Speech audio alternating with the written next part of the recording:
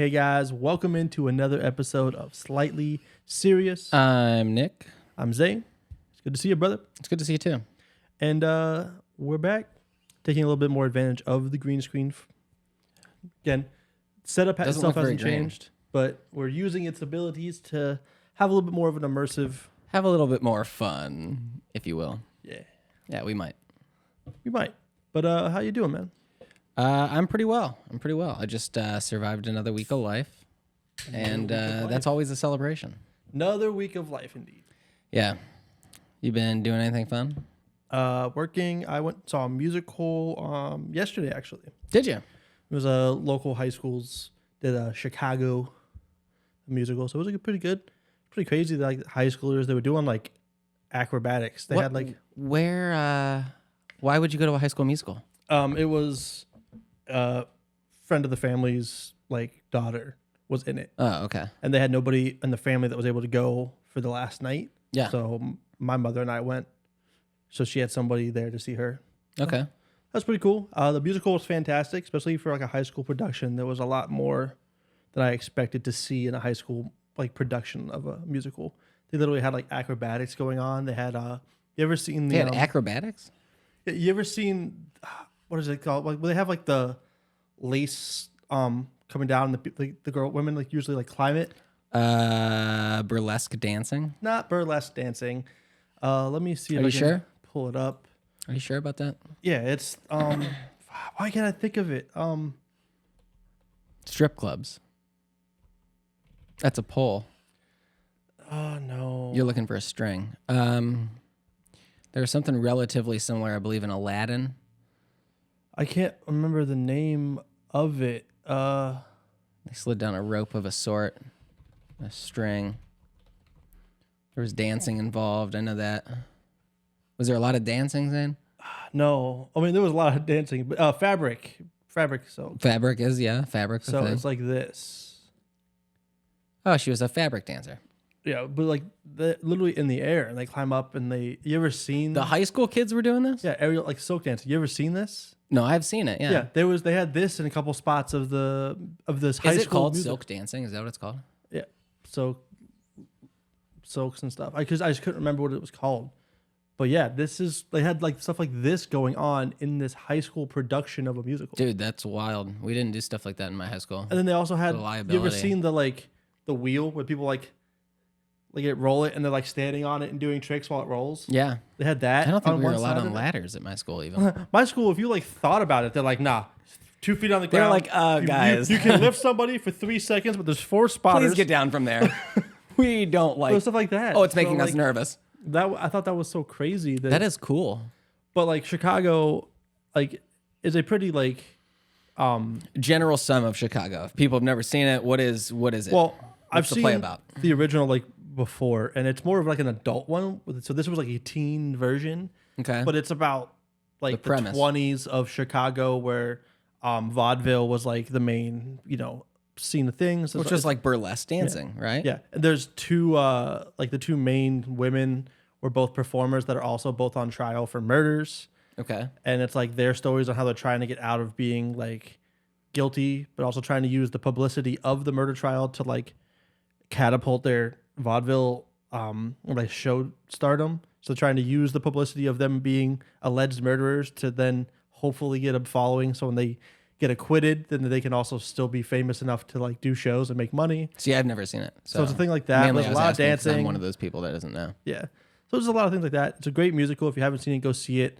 It's not typically for kids. This was like a teen version, but there's still like Probably go see the real still version. had to be like an adult or like at least a teen to like go see it. They didn't want kids there watching it. But it's still a great musical. The fact that a high school was doing it was interesting for me, but they did a great job. Cool. But my school would never have. If you had tried to run this, they would have called an How much is exorcism a on you. ticket to go see like like- a high school musical? Well, that one was only $20, and they fed you. So like it was $20 to get in. They gave you like it wasn't like a full course meal, but there was like some appetizers. Oh, you're telling me for things. $20 you can't get a 4-course meal there? I know. I was saying, but like I've paid more to go to musicals the way you just had to sit in the regular seats and watch the musical, which Yeah. is still fine. Like, Yeah. Like I love But watching you also musicals. got fed. What did they give you, like bags of chips and shit? Oh and no, a there hot was dog? like there was like 2 pieces of crab rangoon and some like sesame chicken pieces, and they Really? had these skewers that were like antipasta skewers that had like artichoke and olives and stuff on it. Oh yeah, you know And it's then- nonprofit. And then I got intermission. They brought out these little dessert plates that had like cookies and little like cheesecake bites and stuff. Ooh. Oh yeah, Snacktopia. Sounds good. So for $20, it was fantastic. Like $20 was well worth it just for the show. But then the food on top was like, but no, it was a great show. But that was a fun thing to go do. Had some fun times with the weather this week with work. A lot of the wind down where I was driving was like, oh, that's right. It was bad, huh? it was like 50 mile an hour, 50, 60 mile an hour wind gusts. And like in a semi, you're just a giant kite, especially the less weight you have. So like when you're driving with like an empty trailer and a large gust of wind hit your trailer, you just pretty much are a giant empty box. Dude, I was driving the other day and I saw a semi. So let's say it's driving on the highway. Let's say it's going down the right side of the highway. People are coming up this side of the highway and it's going down and it is tipped over. Yeah. It's on the far left-hand side of its right side of the highway, and it's tipped over. And where the fucking median is, the box of the truck is cut in half. It has landed on the median, cut the side of the box in half. The driver's side door is like hanging over into the other side of the traffic. And I'm thinking to myself, like, as this guy's tipping, he's probably shitting down both legs. Oh, probably. Like, just shitting down both legs. But that's probably, especially depending on what day it was, like wind will do that. If you you can get strong enough winds where they'll just flip a semi. Oh, dude, it was crazy. So like That's what I was thinking it was, because it was a windy ass day. I was coming back, and like I'm coming through the mountains and stuff, and I got hit by a gust of wind because like on my return trip my trailer is pretty much empty. So I'm in the far right, like fighting the wind, and then I get a spot where I'm like hitting between hills, and the wind died down, and then it was a spot where it was funneling the wind. And I came through and it hit the side of my truck and it pushed my truck all the way almost into like the left shoulder. Do you have to like drive a certain type of way in wind? You Do you have just to prepare yourself? you just gotta pretty much fight against it and like not overcorrect and panic because like it'll push your trailer around. So like I tend to ride more in the shoulder on whatever side the wind is coming from, so that if it blows like if it's coming from like my right, I'll stay in the far right lane as far over like towards the shoulder as I can, so that I have a little bit of room for it to wiggle to the left when the wind's blowing. But if it's coming from the left to the right, then I just drive normal because it's just gonna blow me into the shoulder. So I'm not as worried because there's no cars driving there typically. There might be a couple parked ones. That makes sense. Makes sense. But no, it was scary. The one moment it blew my truck, I literally I pulled off at the next rest area and I took like a 2-hour nap, just tried to wait for the wind to die down. Just to chill 'Cause, out like, for a moment. It just wasn't. I didn't feel safe driving. Do you have to home. fill something out at work? Do you have to basically say like, "Hey, the wind's picking up. Like, I just want to chill out for a moment." Like, I have a clock to do whatever. Like, there's no like I have to be back at a certain time.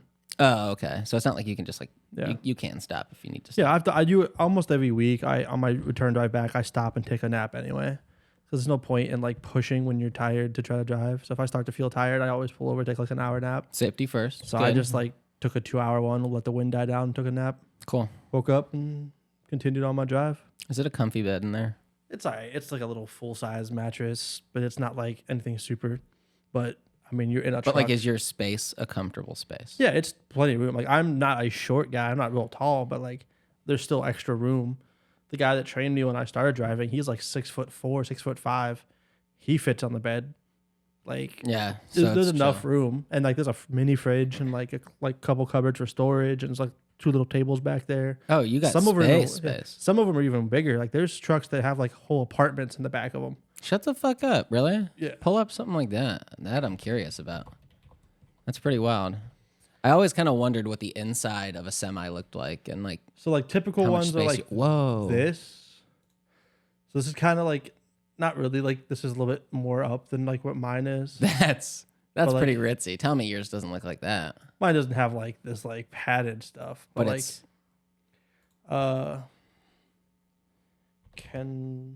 mine's a Freightliner. so this is all pretty much behind you while you're driving. So you could, in Yeah. theory, just kind of reach back and grab your shit. Yeah. See if they have the inside of.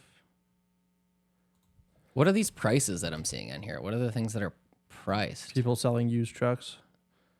So this is kind of what mine's like. $2,700 seems So cheap. this.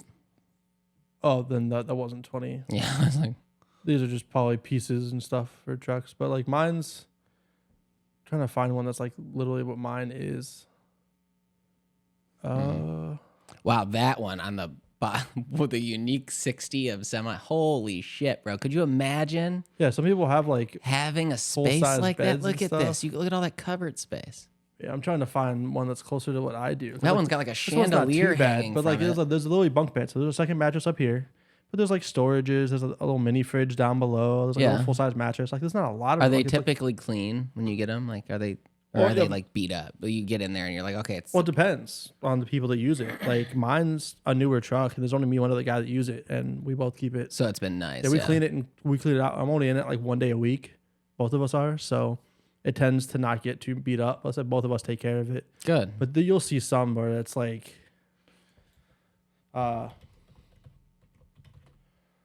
people have disasters in their cab. Well, of course, the Google Images isn't showing much of it. But then there's guys that have these. That there's like an entire like motorhome. Oh wow, that's actually part of the truck. Yeah, so like there's the truck. That's not even a good picture of it. But like there's the truck, and then there's like the hookup is behind. So like there's the main semi, and then the trailer still connects back here. Oh wow. But yeah, then they literally look like there's like a table and like a Oh yeah, like look, the I love how he kitchen. made it. It looks so vibey in there, bro. Yeah, but so there's guys that like That they looks so literally live in those vibey. trucks. So they have like whole ass sleepers and shit, like whole ass like kitchens and Oh microwaves. yeah, that pulls and down. He's got like TV and like so like there's like a whole ass apartment in the back Oh, of that's these cool. trucks. And like that's just but like you gotta spend so much money like to get some shit like that. oh wow. So like, there's like literally like he's up there, then you walk back in here and there's like a hallway and cupboards and a full like bathroom and it's just Yeah, that's really absurd. cool. But yeah. But that's the kind of stuff like there's trucks like that out there and that's crazy to me. I see them all the time, but they're also longer, which so they're harder to maneuver. So those places like I deliver, you could never fit a truck like that. Really? It just won't fit. Like I barely fit with my day cab, which doesn't have the sleeper, so it's even a couple feet shorter. What else did you do this weekend? Anything fun? What did I do? I got back late Saturday because of the weather. I did a little bonfire Saturday night. Or Nothing just too. the whole week in general, really. The week was work and because we recorded the day I left for work last week. so you've had a minimalist week. I mean, doing Did work, fought the and weather. went to a little bit of a show. Yep. I can't even think. I mean, I had the kids off and on, but I mean, I pretty much just chilled out. I read Cat's Cradle again. And then you read a little bit of the book I gave you. Yeah, let's cut to the book corner. Cut to the book corner.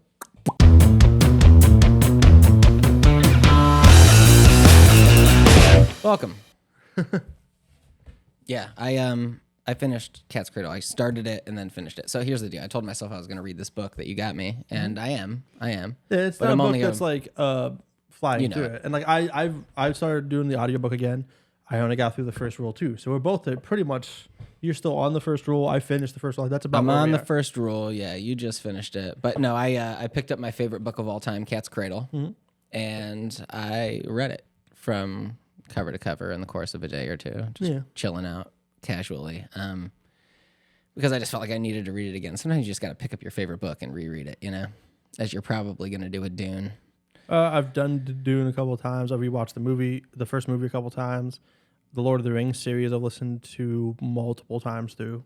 But this first rule, the stand up straight, With your shoulders back? stand up straight with your shoulders back.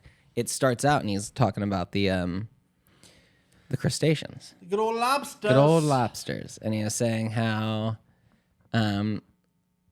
ingrained in the lobster, and lobsters have been around since basically the dinosaurs, is this mechanism for and not only really like defense, but also kind of aggression and dominance and like asserting yourself in a certain way. Oh, yeah. And he goes into kind of like the science behind how the lobster claims a territory and almost defends the territory in himself, and how in doing so, it releases certain chemicals that whether they're good or bad have a drastic effect on the lobster from that point forward. Both physical and mentally. Both physically and mentally. And it can either attract and bring things their way, or it can attract and bring things their way negatively based off of how they... But no matter what, it pretty much either defeats or defines them based off of... That's why, like, the stand up and shoulders back, it's about posture. And, like, a defeated lobster tends to be one that's more curled up. And yeah, but, you know, he said these things to me, and as he's saying them, they almost kind of contradict some of my philosophy and also, like, certain parts of, like, religious philosophy, whether it be, like, Buddhism or Christianity, where they say that the meek shall inherit the world, or, you know, remain below so you can inherit what's above. Yeah, I mean, there's a difference between... And he's saying... meek and... the modesty weak. part. Yeah. Because, like, meek doesn't mean that you're weak. Correct. Meek is more of you are low-key, you know when to use your... Like, you use your abilities and strengths when they're necessary, not for, like, you know, selfish needs. It's a valid point. So, like, you know, you can be a meek lobster that's still successful because you get your land, you protect your land, you provide for your people, but you don't necessarily go out of your way looking for, like, trouble. Well, yeah, and it also made sense, too, because he says that with these lobsters, that once they have, for instance, once they're defeated, they almost remain defeated. It releases more of a chemical that helps them remain defeated, like depressed. Yeah, and they're less likely to succeed at the next one. Correct. Because, as I said, they're... However, a lobster on the other end who does well receives another amount of a different chemical that also makes them continually dominant, correct? And bring things their way. But it gets them into trouble because that lobster is more likely to then stand up for itself and fight, even in its weakened condition, again, which often leads to it losing. Yeah, which is why, like, it doesn't necessarily mean that, like, the meek's not inheriting. Yeah, like that meek one learns when to fight when it's not able to fight, and it backs down, so it survives to see it. So it survives itself by becoming. Yeah, it may not be the leader, but it's surviving. Where very dominant ones will fight each other, and he said, like, sometimes to the death. Yeah, and it goes in different stages too. They were saying, like, for instance, like a lobster who originally, like, starts an altercation or finds himself, you know, in the same habitat as, like, another lobster, or trying to claim the same territory or whatever it may be, or woman even for that matter, but I think that comes later, is initiating, like, stage one. And if stage one, you know, where they're kind of like... So we said it was like stage one was more of just like a standoff. Yeah. Stage two was like they start shooting, like, pheromones at each other. Yeah, and they're just kind of like, you know... And puff it up, and then 3 is where they actually start to, like, sort of attack, but not full out. They'll, like, kind of take charges at each other. But 4 is like you're clamping on and trying to rip 4 is apart full off. on a physical assault. Someone's dying. Someone's getting hurt. 3 is more of, like, they'll charge at each other and then, like, fade off. And I think they're it just even trying escalated to a stage 5 where it was like I think pure mortality, where, like, so both of them were likely to be either severely injured and or one of them, like, was gonna die for sure. And, like, The other one would be so injured it could not defend itself and, like, anymore. that's typically when you have 2 very dominant ones that bunch into each other. It's like 2 people running into each other over some dumb shit and then shooting each other dead on the street and running, you know, and you're like, okay, well, none of you really, like, you're mortally wounded and you're dead, going to jail. and you're going to, like, you know, You have succeeded at nothing now. Yeah. So what did you really accomplish? But It's very interesting, dude. So I'm very excited to continue reading this. Again, this is 12 Rules for Life by Jordan Peterson. Yep. And I said, like, it's not necessarily like this is, like, the end all be all. It's just one of those, it's a different perspective on things and the way he explains things, the things that you may not have looked at it that way. And like you said, like, you may not agree with everything he says, but there's still, like, interesting points. And, like, you know, it may not be, like you said, like, sometimes it contradicts your beliefs in some ways, but then you're still, like, but it's still very interesting. But it makes you think about something from another angle. And I know one of the other rules in here is, you know, always assume that the person you're talking to knows something you don't. And that's a very big thing. And like, so I want to go I'm not into a very, like, religious person. Never. I grew up in the church, like, Christian and stuff, but like as I've gotten older, I am less like Christianity is the way, or like Catholicism is the way, or this or that. I feel like there is things to be learned from every belief system, absolutely. every religion, whatever it is. And so I've always just kind of, I like to listen to different beliefs and different aspects, but I'm not one that's like, this is the way. If you don't read the Bible, then you're going to hell. Like, I've never believed that fully.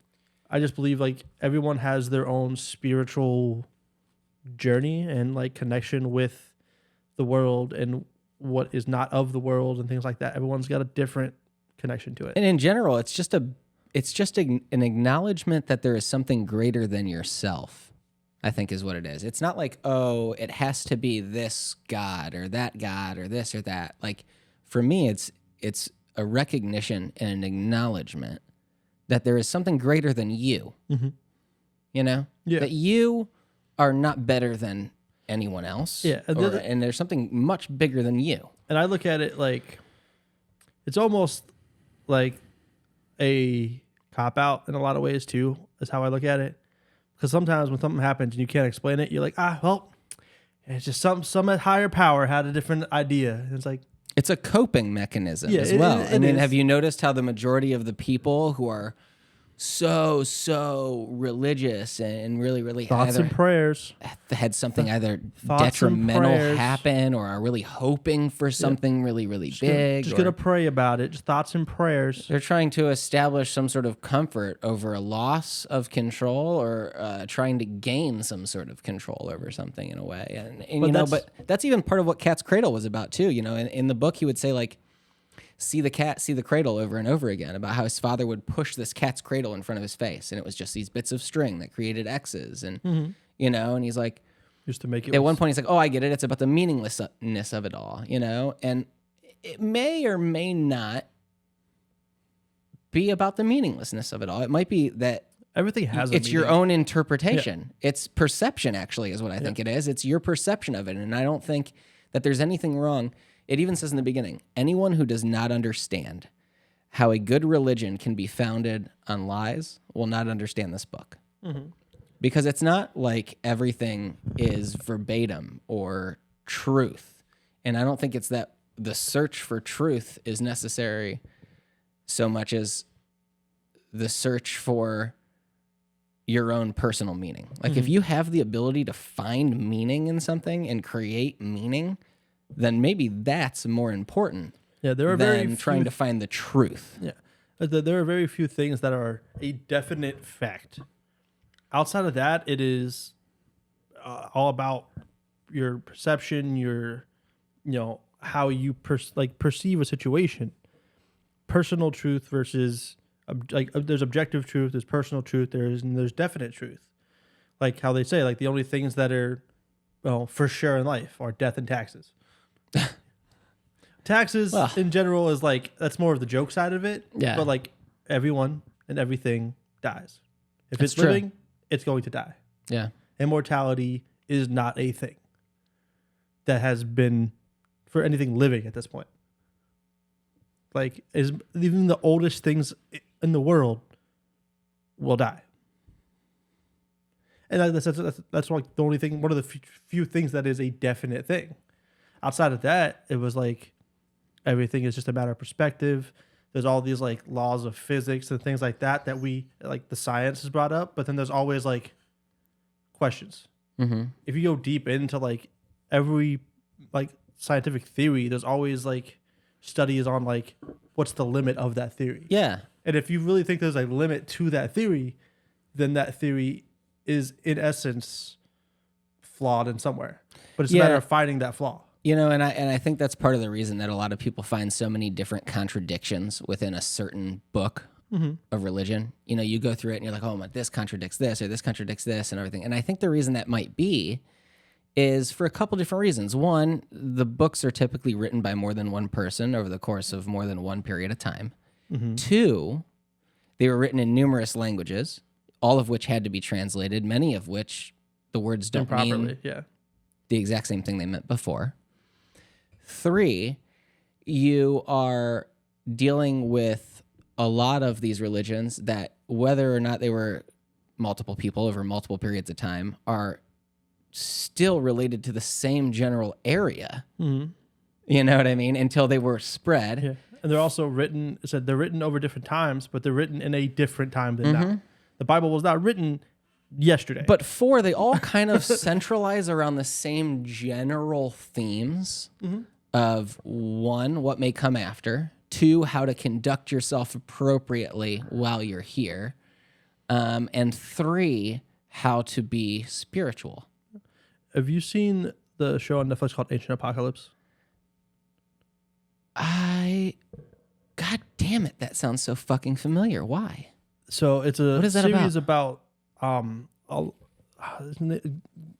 professor is Graham. I can't remember his full name right now, but he Pull it up. Yeah. It does sound really familiar. I don't know why. Graham Hancock. So this guy is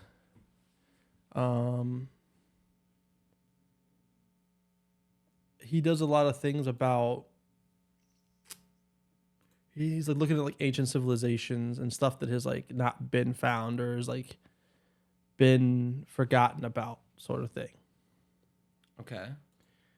But so Graham Hancock is the main guy, and he's like there's a lot of like places that he's banned from because of like he questions like the known, like the old school theories on things, and how he thinks like there's a lot of things in civilizations and like old places that were built, like what like are the dating on these things actually correct? Do the things go back further than we've been told, and are the way we've been told things? And like they find like buildings of like previous civilizations that like have been buried under the ocean, and he talks I love about stuff like that. So he talks about how he's like how almost like, you ever heard like the idea that like history is a wheel, like it repeats itself?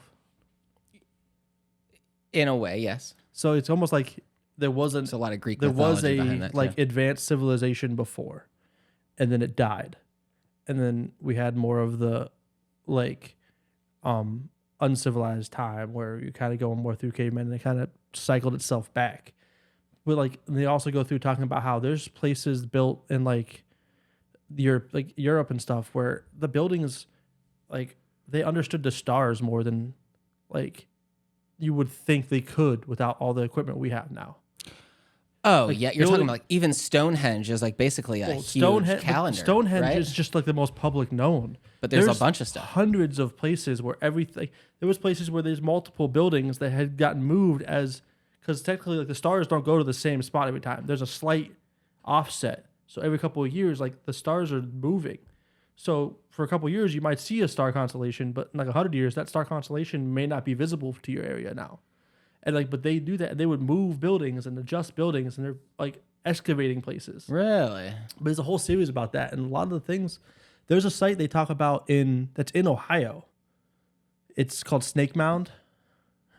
I believe Snake Mound is what it's called. Yeah, a Great Serpent Mound. Great Serpent Mound. That Just closed, opens tomorrow, 10 a.m.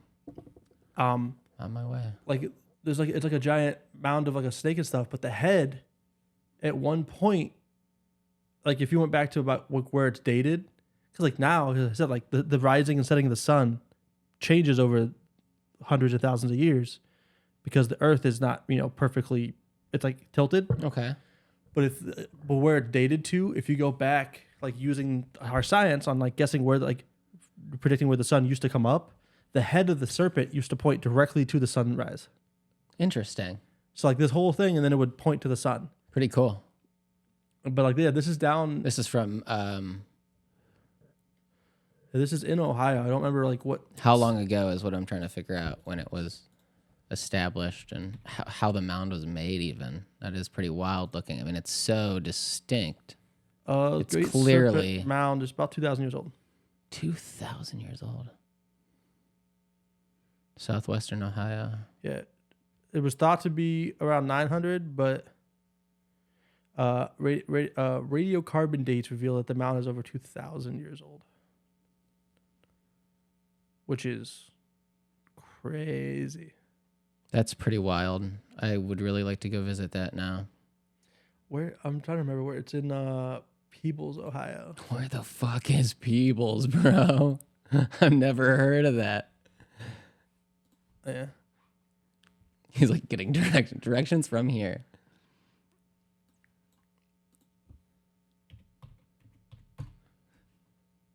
Let's see. Okay. Almost 4 hours. It's down there below Dayton and stuff. Not bad, not bad, not bad. No, it's by Cincy. There's an 11-minute delay if we were to leave now. We should wait.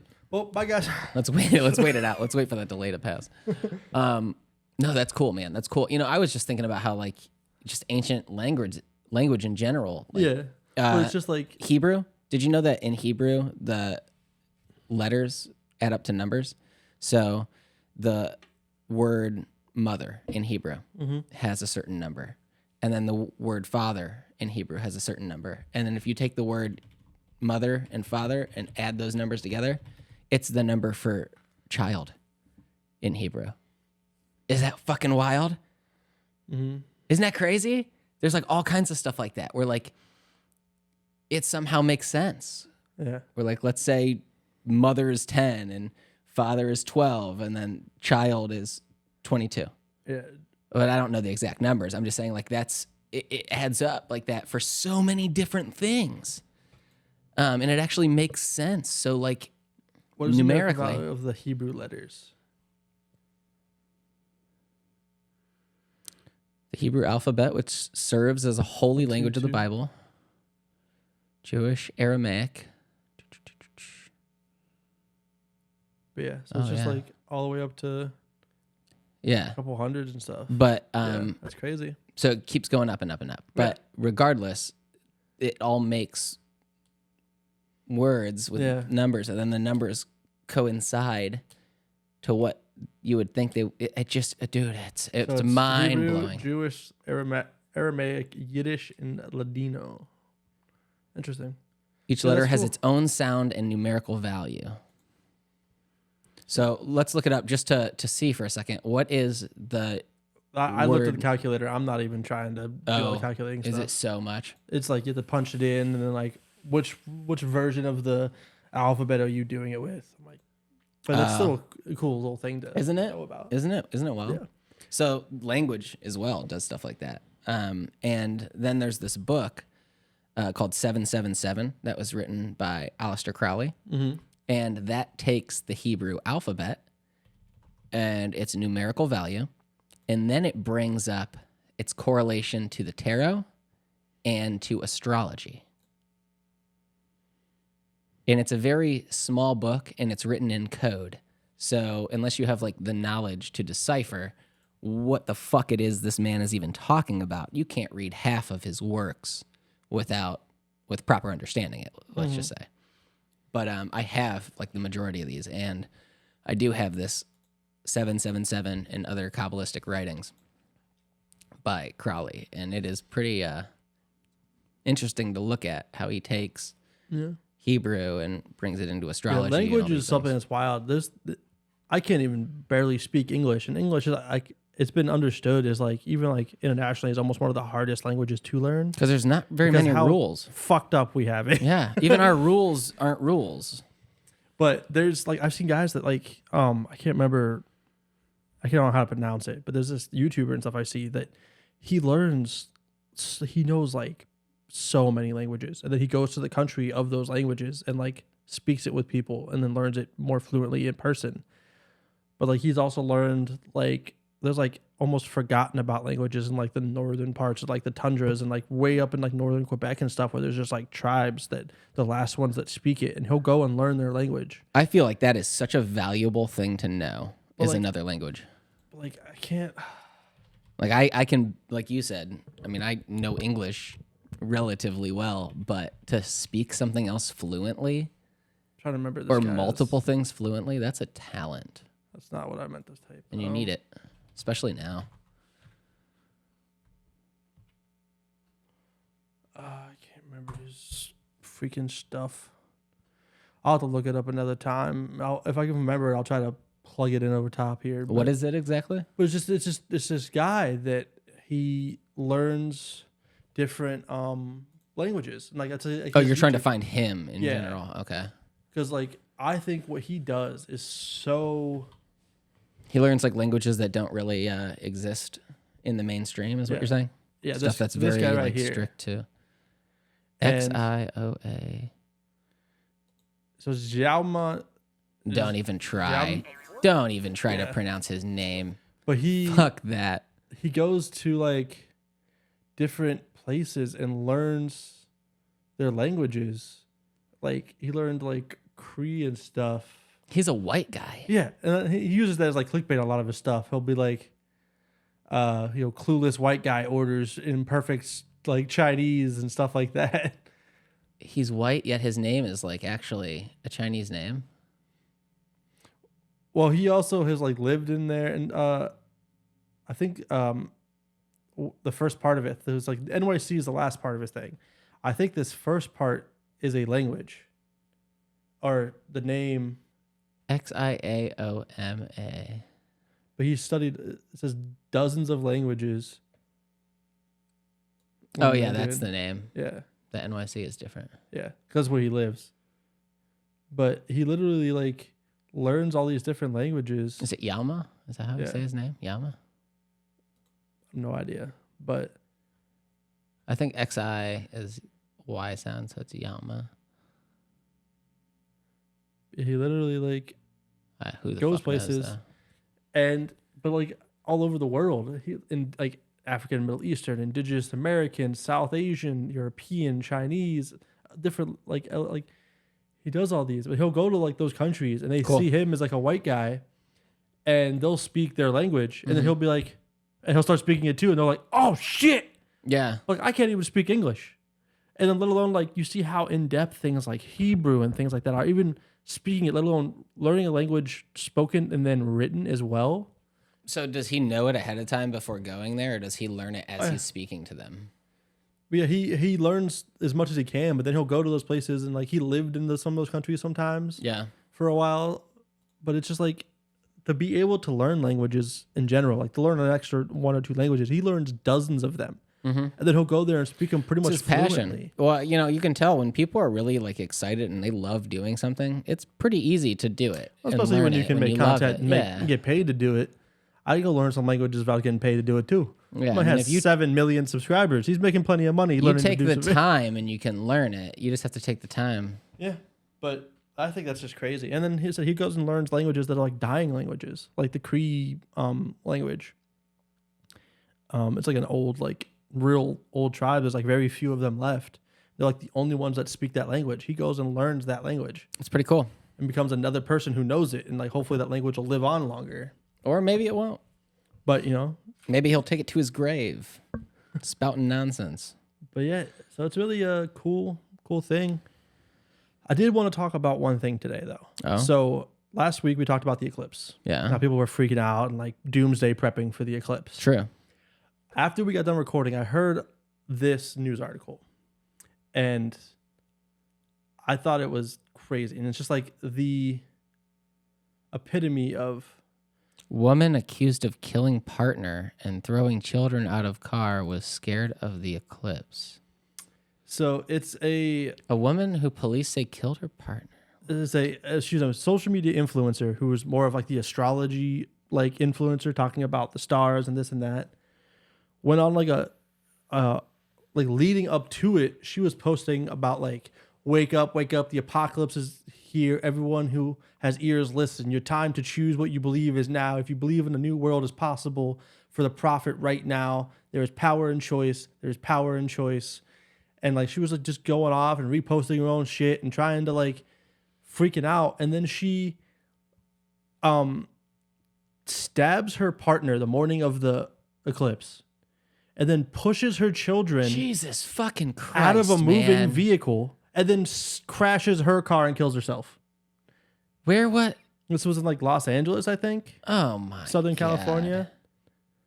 But yeah, so killing her infant daughter. She had like an 18-month-old and like a 9-year-old, and like the infant died, got hit by a car after she pushed it out. Jesus fucking Christ, man. Spiritual warfare.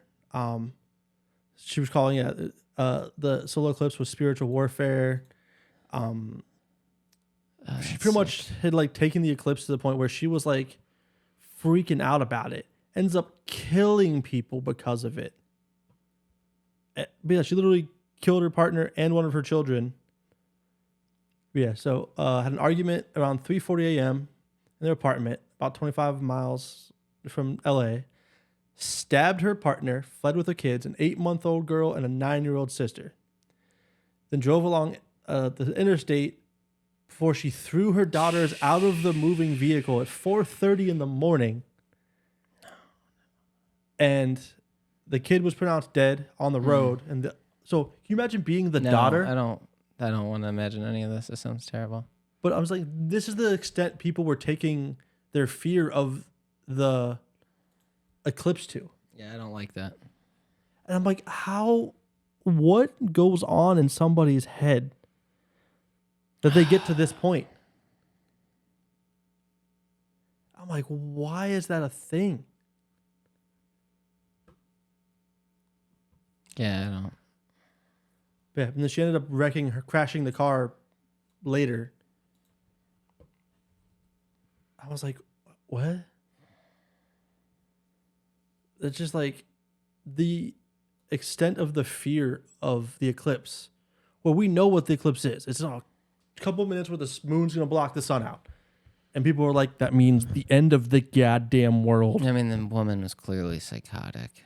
But it's just like... I mean, I know like a lot of people get really... I mean, I firmly believe that we really do operate according to the sun and the moon a lot of the times. Yeah. And I know people who are suffering from all sorts of conditions, anything from autism to bipolar disorder to memory issues. So you were talking about bipolar disorder and things like that. Yeah, I was saying that when it comes to a point where like the moon or the sun is involved, whether it's like even bipolar disorder, whether it's autism, anywhere on the spectrum, whether it's like a memory disorder, people are drastically affected by the sun and the moon and the positions of those. And just like the tides, I mean, anything that has the ability to affect gravity and the tides to such an extent, of course, can affect the human beings on it. I firmly believe that. And I think this woman was probably psychotic at that period of time. I mean, I even got manic, even leading up to, during, and slightly after the eclipse. I was manic for like a day, all the way leading up to like a day after. And then I got... Also a social media effect to this. I was hit. It's like, because there is like that, that at that level to it. And like, all like the stars and the sun, like that all does play an effect. But then there's the fact that she's, it's a social media thing where you're getting fed more information that then fuels that already something being off. Then you're getting affirmations for it from like-minded people that you have more access to now. Yeah. She had hundreds of thousands of followers on just fueling her Twitter frenzy. That she could post this and get affirmations that what she is saying and doing is accurate, which then makes her feel more correct about it. And then she goes and the day of has already built herself into this frenzy. Yeah. Where she snaps. You're right. And now because of it, there is a 9-year-old girl that has to live with everything she just saw. Because she witnessed the stabbing of her parent and then watched her mother push both of them out of the car, watched her baby sister die, and then knowing now that her mom went and later crashed and died. All because she freaked out about an eclipse. Yeah. I mean, she's going to be traumatized for life. And it's like... For sure. It's like, what? She's going to be fully traumatized for life, dude. But it's just like, it's so crazy. And like, I understand some of it, like before, like how we talked about, like, could you imagine like a solar eclipse before science and before? Oh, you got no idea. They were sacrificing people. But there was also, you didn't have a warning to it. No. There was just like, oh shit, the sun's being blocked out. And it's like a moment of panic. Yeah. But this was months and weeks of leading up and people freaking out about it. And like, I heard so many people saying different things, but this is the only incident I saw where somebody actually literally harmed people and went crazy because of it. Well, and if you think about it, back in the day too, like people lived within much closer proximity to each other. I mean, those cities and those buildings and those structures like Maya and Aztec, they were so like, I mean, everything was in like walking distance to the point where their close. social media, bro, hold on. Their social media was just fucking talk around town. Yeah, Was constantly hearing what the king or the sorcerer had to say. It might have been more condensed per city, but that was just that city. Well, it was the whole culture. But I'm saying, but it's still just that lit. This is the world that they get connected to. And back then, you know, I have 100, even if you have 5,000 people that live in that city. Well, I'm not 10, downplaying it. I'm not yeah. downplaying the size of it. What I am saying though is, in theory, it's the same thing. I mean, the talk of the town back in the day, and that whole thing, that culture, and so it's still a localized idea. Yeah, this is a worldwide. Everybody twists it together, so you get thoughts and ideas from so many different angles. True, but where if it's only from participating countries. Yeah, but it's still the fact that, you know, hundreds of thousands of people feel this, which means there was hundreds of thousands of people. But there's also hundreds of thousands of people that don't agree, right? Yeah. And I'm not saying every single person on her thing got it. There's no reason why when someone starts posting things like this, and this is, I was just talking to him too. I was like, how come YouTube does not show your dislikes anymore? It does not show how many people dislike this. So that now, you know, I get it. It hurt people's feelings. It hurt you know, and then it was like such a negative thing to constantly see all the people that disliked it. But here's the problem. Now you see videos that whether you dislike them or disagree with them from the start or not, all you're seeing is the positive feedback. They take down all the negative feedback. So now it just reinforces only the positive stuff about even the negative bullshit. And you're fucked. And now you're fucked because, no, you're right. All you now see are the affirmations for everything. Everything is affirmed. We need these constant affirmations. Please, somebody tell me I'm okay. Tell me I'm attractive. Tell me I'm doing the right thing. Tell me I'm going to make the right decision. Oh, should I pull my money out of the stock market right now? Let me ask Google. Oh, should I do this? Should I do this? Google will tell me the answer. Like, there are other people who program these things. And if everything you're seeing is only positives, even for the negative shit, I mean, think about this. Think about the people that you're seeing a video for something like this. Let's say a news article. And you see 100 million likes. You see 100 million people who clicked the like button on a negative article about a woman who just murdered her fucking family.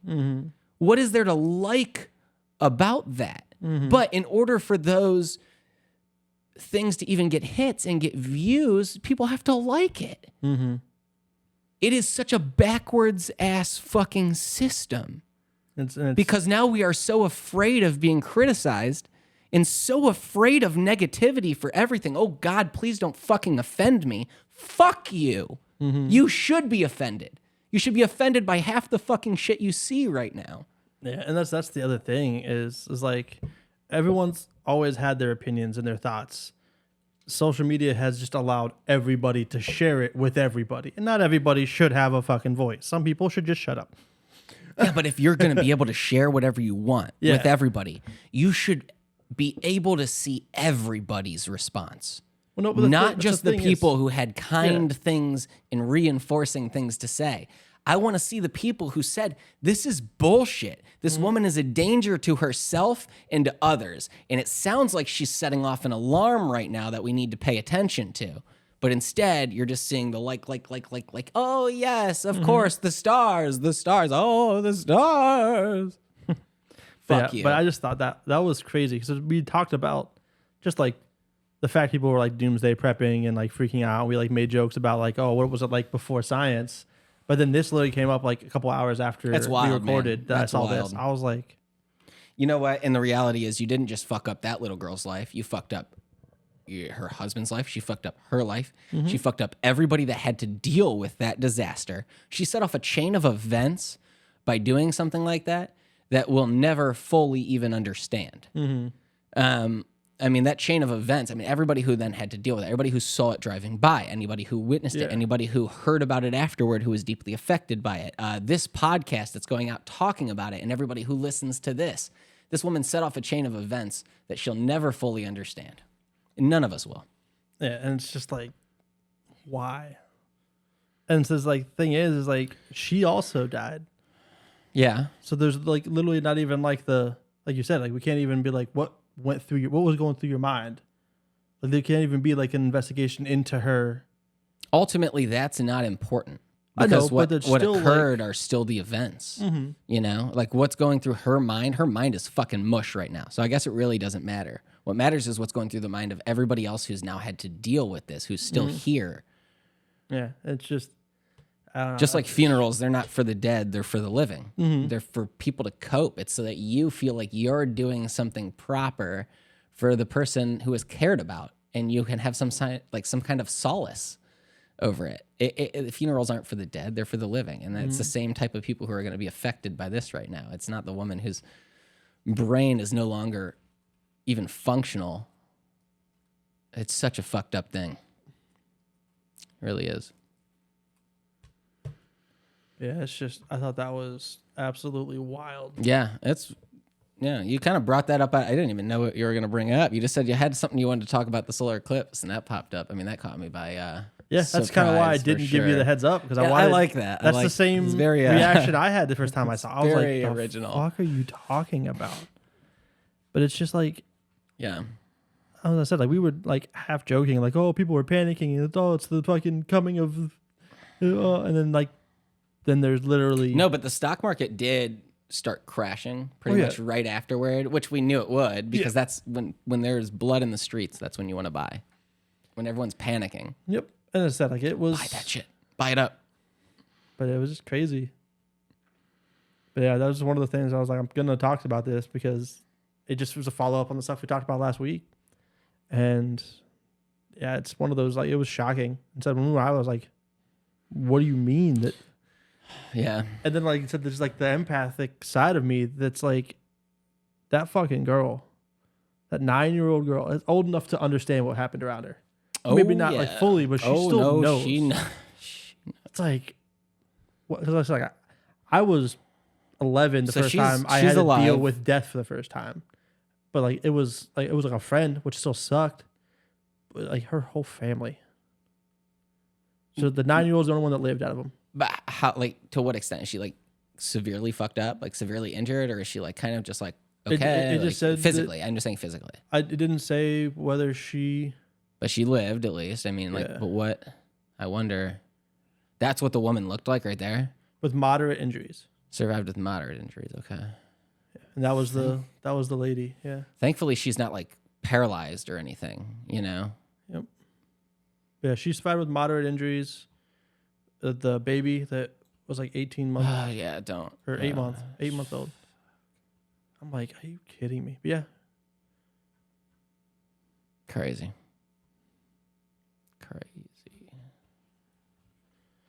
It's not for me. Not for me. Not my type of thing. Not my cup of tea. Well, man, that was a shock. Thank you for that. I appreciate it. But yeah, that's love hearing about those types of things. I mean, it's just a follow up on you're right. insanity from the Eclipse stuff we talked about. It's the Eclipse for you.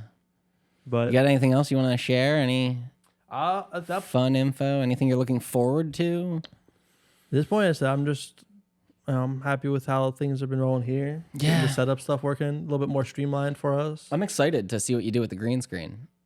Yeah, and it's like being able to pop the stuff up live. Just to have it up there is really cool. We'll save on some editing stuff later. But appreciate, everyone who's been...